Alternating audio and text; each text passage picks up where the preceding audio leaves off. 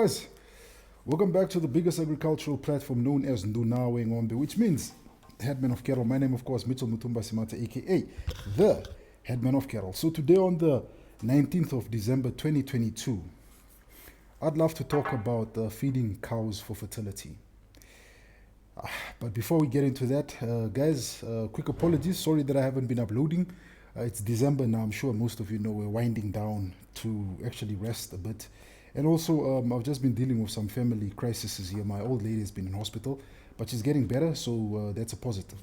That's why I've not been shooting. And not just that, man, I've been feeling fatigued. I've been feeling burned out. I've been feeling tired, guys. Today I slept till like 10 o'clock. So I've really been feeling burned out from the year. It's been a long year, and I've been shooting non-stop since January of 2022 till now, December. So this might be the last video for the year. No, I'm not saying it is. It could be. I could come back and shoot another one, or I could do an interview. I never know, but this could be the one where I'm signing off for the year. So let's get into this, feeding cows for fertility. As you guys know, I'm never writing solo. I got my trusted notebook here. With 2,800 acres of pasture rented, Finn is passionate about using quality pastures to improve his herd. As a rancher and a senior forage specialist with Union Forage, Finn has spent much of his time looking into how feeding cattle affect their fertility. He says it was something drilled into him as a child in Australia.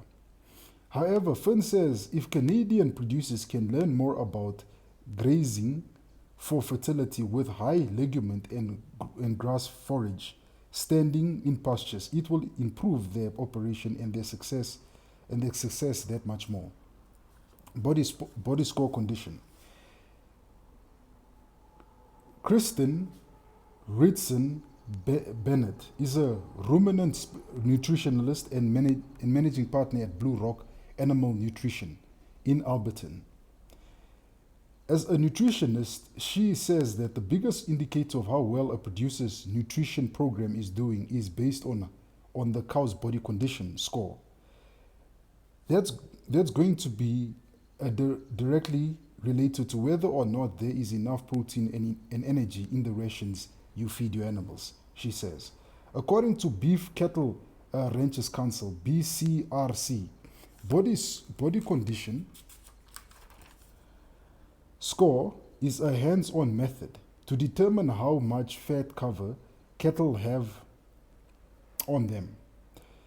It is done by feeling around the animal's short rib, spine, hooks, and pins, and on either side of the tail head. BRC website says an ideal animal will have a thin layer of fat in these areas, meaning it will take some pressures to feel the bones. The underconditioned animal, on the other hand, will have bones that are sharp and easy to feel. The website goes on to say that cows with an ideal body condition score rebreed up to 30 days sooner than cows who do not meet the ideal score, which allows more cows to calve in the first 21-day cycle. What to feed? Dr. Bert Lardner is a professor at the University of Saskatchewan in College of Agriculture and Bioresources, where they have researched feeding for fertility. He says it is important producers pay attention to what the animal is eating. That animal has a requirement for nutrition every day. Landon says so specifically which one are important: energy, protein, and minerals and vitamins. And so if those are not in adequate levels of the nutrition density, then all of a sudden we do run into issues in terms of fertility. Finn says it is important to find the cattle high protein plants that will increase their energy. This include legumes. I think having a minimum of 3 legumes in your pastures blend and then a high quality pasture grass, Finn says. Lander agrees that legumes are a good thing. Not only do they provide the cattle with nutrients, but they also enhance a pasture since they are high in quality than some other grass species. Because of their greater leaf to stem ratio, legumes also have higher protein than other plants species often found in a pasture and will put nitrogen back into the soil. That's what legumes does. I think that's what also legumes, soya beans also fall under legumes. So they do put nitrogen back into the soil. Mineral blends. Mineral blends are used in cows' diet to maintain healthy and supplement minerals she doesn't get in the regular diet. However, mineral supplements are also very effective at improving a cow's fertility. Magnesium, copper, and zinc are what Landon calls the fertility minerals. So magnesium, copper, and zinc are the fertility minerals. All three are very involved in sperm production and bringing a cow into heat. And so we need to make sure that there are adequate levels in the granule track minerals. Granules. He says, winter feeding. Landell recommends vitamins, specifically vitamin A, which is important for sperm production, and vitamin E, since vitamin E is found in leafy green plants. It has to be supplemented in the winter. So he says vitamin A, because vitamin A is important for sperm production. Vitamin E, but then vitamin E can be found in leafy plants. Since winter, the grass is not green, so you need to supplement it. Make sure that you maybe give them an additional vitamin shot. We'll see lower conception rates. See some weak calves and maybe early abortions with vitamin A deficiency. So sometimes when your animals have abortions, your cows particularly, it could be they have vitamin A deficiency. It's not all the case brucellosis. Could be that they're not getting the right nutrients in. Heat and management. Inadequate protein will certainly have a negative impact on the heat cycle of females. They just won't cycle, he says. Hence, they won't get pregnant or ovulate for pregnancy. A replacement heifer that doesn't get enough energy in her feed will take longer to reach puberty compared to a female with a balanced ration. Male calves and bulls may experience a suppressed libido and sperm production. The fertility of cattle doesn't depend entirely on nutrition. A variety of different management practices and issues could also have an impact on fertility. The cow to bull ratio, injuries and disease can affect fertility on your operation, as well as heat stress or cold stress can also be a problem. Testing. Because nutrition is such a big part of a cow's fertility, it is important to ensure that they are receiving the proper amount of nutrients. Feeding, testing can identify many important things such as shortfalls in protein or energy. So there is information from a Canadian agricultural magazine the topic they were talking about was about feeding cows for fertility.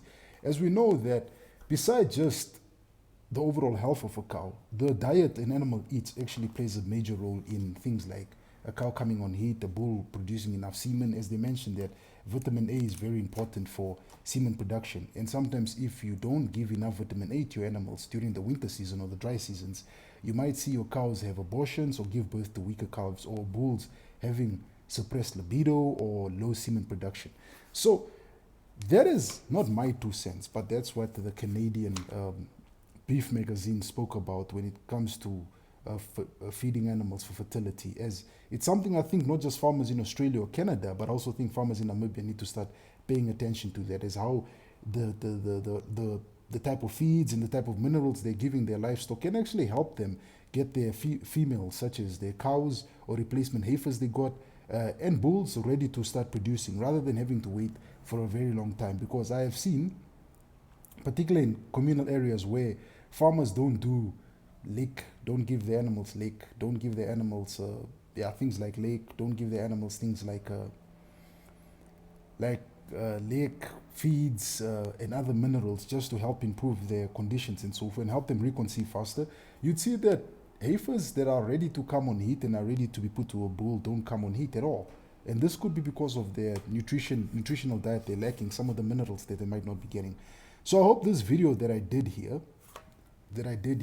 probably does assist the farmer out there, just improve his nutritional value of his animals' feed, and actually start paying attention to that part and giving them the right nutrients, and actually maybe adding into the pastures, or probably adding on his field, maybe planting some legumes like beans or peas or even soya, and then letting his cows come in there and graze that soya in winter season when everything turns brown.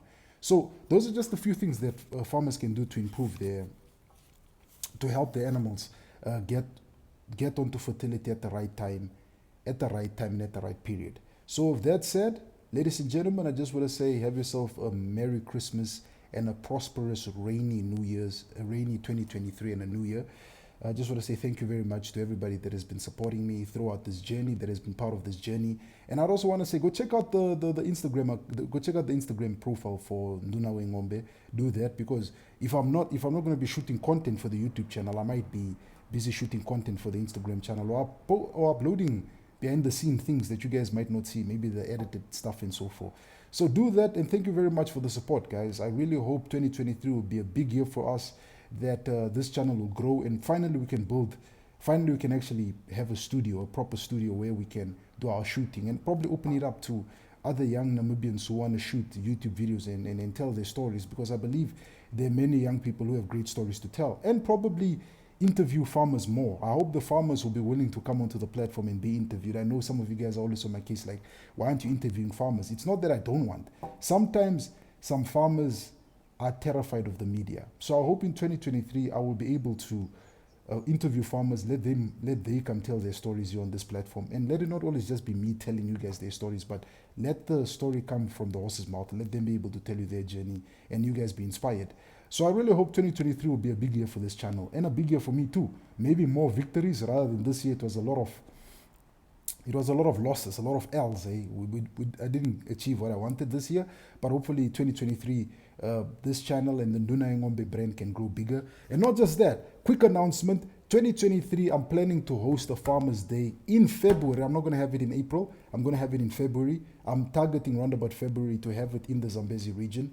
And maybe you guys in the comment section there can suggest places that we could host a couple of Farmers Days. Let me bring Nduna Ngombe to the farmers. Let it not just be here in Windhoek on YouTube. Let I bring it to the people. So you guys suggest places, suggest events, suggest venues. If it's agricultural shows you'd love me to attend, hit me up in the comment section. We're open for business next year. Let's go out there. Let me meet my supporters and my subscribers who support me. And let's get people not just farming, but let's get people farming right. With that said, ladies and gentlemen, I want to say Merry Christmas. Merry Christmas to you, your family and friends. And have yourself a prosperous 2023, and may it be a year of many wins, good rains, and more blessings. Cheers, and bye for now.